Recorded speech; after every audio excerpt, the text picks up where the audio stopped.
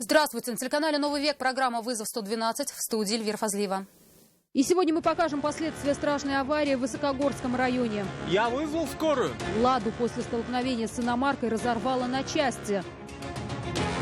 Жительница Казани просит вернуть украшения, похищенные с могилы ее матери. Есть там подвески, которые мне особенно важны. Допустим, подвеска с ладошками. Когда я приходила, я там прикасалась к здорову. Ювелирные изделия провисели на кресте больше 5 лет. А также дело о взяточничестве. Мы дискредитировали судебного органа членов судейского сообщества с целью создания превратного представления об их деятельности и причастности к коррупции. Экс-судье вынесли приговор и взяли под стражу прямо на процессе. Это и не только. Прямо сейчас. Один человек погиб, еще двое получили травмы в результате страшной аварии в Высокогорском районе. Я вызвал скорую.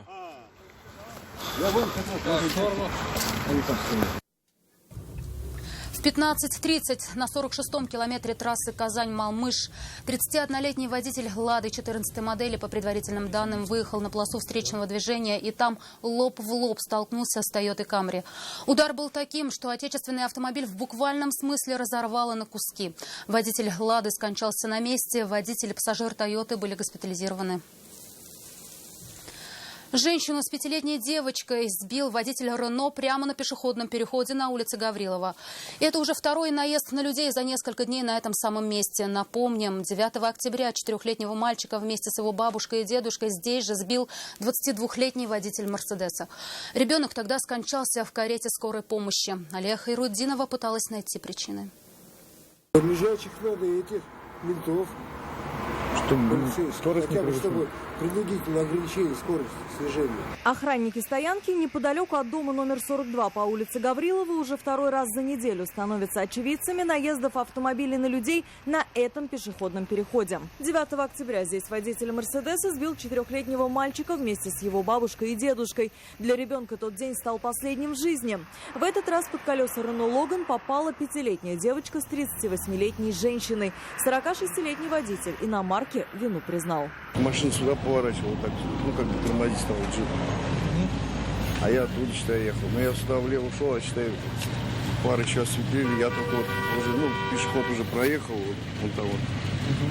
И увидел эту женщину, потом понял, что ребенок. Женщину госпитализировали в 7-ю горбольницу с сочетанной травмой, а ребенок получил закрытый перелом бедра. На месте происшествия осталась только разъяренная толпа. И вот это крыло, это все пинали они. В смысле пинали? Они же? Женщины это что ли? Не, тут муж ее. Еще кто-то, да. По лицу мне еще. Водитель такси искренне просит прощения у пострадавших, но на обидчиков намерен подать заявление в полицию. Алия Хайруддинова, Ленар Гинатуллин, Наиль Абдуллин, вызов 112. Нетрезвый водитель стал причиной крупной аварии на Мамадышском тракте. Мужчина за рулем «Лады» не справился с управлением и врезался в бок «Шкоды Октавия». Последняя вылетела с дороги и несколько раз перевернулась. Ленару Гинатуллину мужчина рассказал, в каком виде предстал перед ним предполагаемый виновник аварии. Вы себя нормально чувствуете? Отлично. Водитель «Лады» на месте ДТП был в приподнятом настроении. Весело рассказывал друзьям о произошедшем по телефону. Но на камеру рассказывать о причинах аварии постеснялся. За него это сделал водитель «Шкоды». Он пьяный. Он меня подрыл в правую сторону, ударил, меня выкинуло и перевернулся. По версии водителя «Шкоды», автомобиль двигался по Мамадышскому тракту в сторону выезда из города. Мужчина за рулем «Лады» начал обгонять иномарку, но не справился с управлением и протаранил ее в правый бок. После чего «Шкоду» отбросила на зеленую зону, где она снесла забор и сделала несколько кульбитов. Сделав несколько переворотов здесь, на зеленой зоне, «Шкоду» остановила только вот это дерево. И если бы его не было, последствия были бы гораздо плачевнее, ведь автомобиль бы вылетел уже на полосу встречного движения. Пострадавших в результате столкновения не оказалось. Все отделались легким испугом. Теперь водитель «Лады» в ближайшее время не сможет законно сесть за руль. Правила предусматривают за езду в нетрезвом виде лишение водительских прав и штраф в размере 30 тысяч рублей. Ленар Гинатуллин, Наиль Абдуллин, вызов 112. Одним ударом ножа отправила супруга на тот свет. По версии следствия, 46-летняя женщина со своим 51-летним мужем распивали спиртные напитки в одной из квартир дома номер 26 на улице Глушко в Казани. В какой-то момент глава семейства стал обвинять свою возлюбленную в неверности. В ответ та облила его кипятком. А когда мужчина стал угрожать расправой, женщина схватилась за нож и ранила мужа в живот. Ранение оказалось смертельным.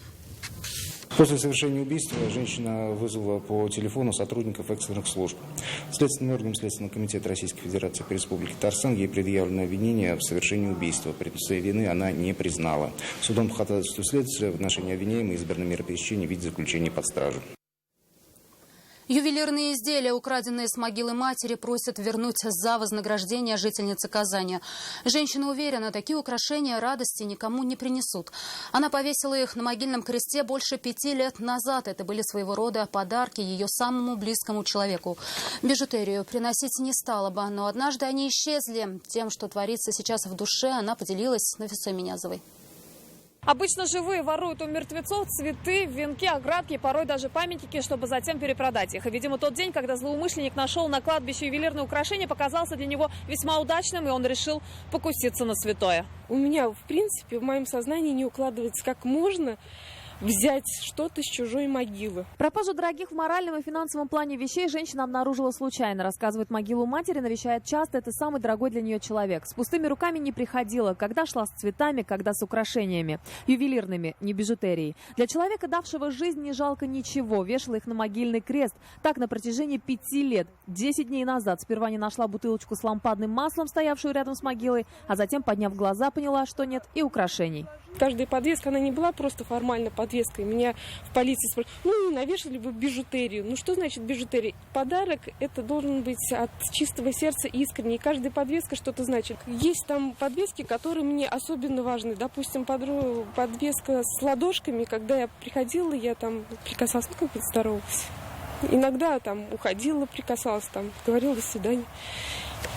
На одной подвеске, ну, как бы очень профиль женщины был похож на профиль мамы. Написав заявление в полицию, Ольга успокаиваться не стала. Расклеивает объявления с фотографиями пропавших украшений и их истории. Смотрит, не выставлены ли они на продажу на сайтах бесплатных объявлений. И почти ежедневно приходит к охране кладбища с надеждой, что злоумышленник все же решил вернуть дорогие вещи. Мне кажется, что кому-то меньше всего хочется носить украшения с могильного креста. Я не претендую, что мне это вернут просто так. То есть, если человек вложил свои деньги, купил эту подвеску, то я, разумеется, не заплачу.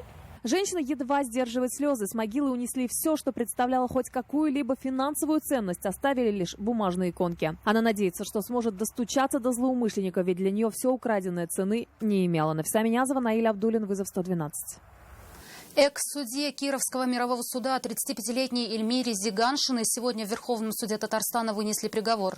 Ее взяли под стражу прямо во время процесса. За решетку отправятся и ее сожитель, а также 2 их подельника. Это 35-летний Артем Косарев, 38-летний Роберт Хайреддинов и 36-летний Эльдар Аюпов. Как доказало обвинение, женщина вызвалась быть посредником во взяточничестве, заодно на этом и нажиться. Рамиль Шайдулин с подробностями дела. Как следует из материалов уголовного дела, еще в 2016 году житель Казани проиграл тяжбу в Новосавинском районном суде со страховой компанией. Иск касался возмещения ущерба после ДТП. Страховая выплатила компенсацию вдвое меньше того, на что рассчитывал мужчина. Но экспертиза установила, что и выплаченные ему 400 тысяч с лихвой покрывают ущерб. Следователи считают, что Эльмира Зиганшина, узнав об этом деле, решила предложить мужчине за вознаграждение договориться с судьей, который должен был рассматривать апелляцию. Сожитель подсудимый привлек 2 человек, чтобы найти истца. В итоге его адвокату предложили передать им 510 тысяч рублей, часть из которых были предназначены для судьи, остальные они должны были поделить между собой. Адвокат же сообщила об этом предложении ФСБ, и при передаче денег одному из подсудимых его задержали. Затем задержали и сообщников. А вот с Эльмирой Зиганшиной оказалось сложнее. У нее была судейская неприкосновенность. Дело возбудил глава Следственного комитета России Александр Бастрыкин. Мы дискредитировали судебные органы членов судейского сообщества с целью создания превратного представления о их деятельности и причастности к коррупции. Тем самым подрывался авторитет судебной власти перед населением. Свою вину она не признала, остальные признали частично. Сегодня женщина, уже, видимо, поняв, что ее могут заключить под стражу, достала мобильный телефон и стала связываться с близкими. Ее признали виновной в посредничестве во взяточничестве. 35-летняя женщина получила 4 года колонии общего режима. Детей экс-судьи сейчас будет опекать ее мать. Женщина, отвечая на вопросы судьи, расплакалась и сказала, что некому сейчас будет платить ипотеку. Ее возлюбленный был приговорен к 3,5 годам лишения свободы в колонии общего режима. Два других фигуранта, Аюбов и Хайруддинов, были признаны виновными в покушении на посредничество во взяточничестве. Им судья назначил по 3 года 6 месяцев лишения свободы условно каждому. Рамиль Шайдуллин, Нафиса Минязова, Наиль Абдуллин. Вызов 112. Это все, о чем мы успели вам рассказать. В студии была Эльвира Фазлиева. До встречи и не бросайте вызов судьбе. Вдруг она его примет.